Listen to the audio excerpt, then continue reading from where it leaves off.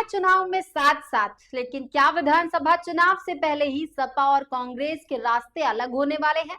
क्या इंडिया गठबंधन में सब कुछ ठीक है या फिर सीटों की लड़ाई ने नई दरार पैदा कर दी है? क्योंकि कांग्रेस की तरफ से ऐसा बयान आया है जिसने उत्तर प्रदेश की राजनीति का पारा बढ़ा दिया है।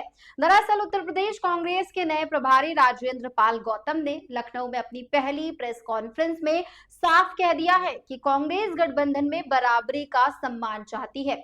इतना ही नहीं, उन्होंने कांग्रेस को राष्ट्रीय स्तर पर बड़ा भाई बताते हुए कहा कि 2027 के विधानसभा चुनाव में सीटों का बंटवारा भी उसी सम्मान के साथ होना चाहिए।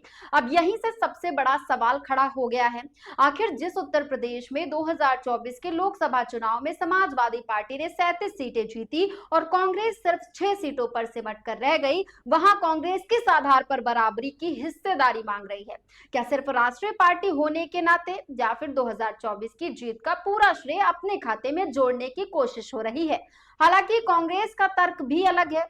पार्टी का कहना है कि अगर राहुल गांधी देश भर में बीजेपी के खिलाफ सबसे बड़ा मजबूत चेहरा बनकर उभरे हैं, तो गठबंधन में कांग्रेस को सिर्फ छोटी सहयोगी पार्टी की तरह नहीं देखा जाना चाहिए।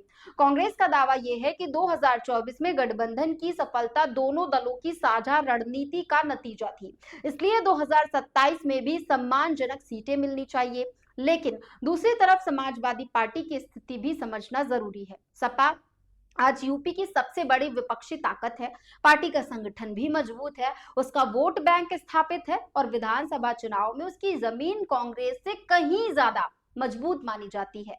ऐसे में सवाल ये उठता है कि क्या अखिलेश यादव इतनी आसानी से अपनी सीटें कांग्रेस के लिए छोड़ देंगे? शायद नहीं। यही वजह है कि कांग्रेस के इस बयान के बाद राजनीतिक गलियारों में चर्चाएं तेज हो गई हैं, क्योंकि राजनीति में गठबंधन तब तक मजबूत रहता है जब तक सीटों की बात शुरू नहीं होती।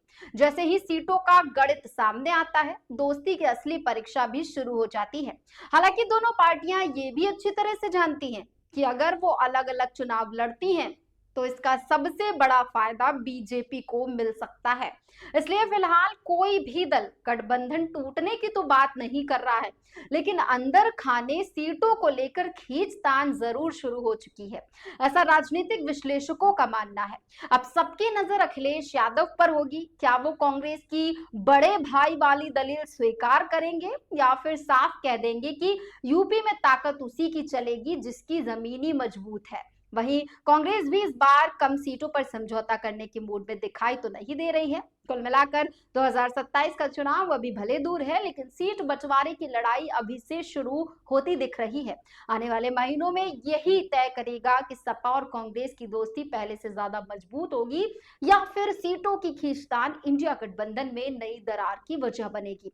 राजनीति में एक बात हमेशा याद रखिए, चुनाव से पहले सबसे मुश्किल लड़ाई विपक्ष और सत्ता के बीच नहीं, बल्कि सहयोगी दलों के बीच सीटों की होती है।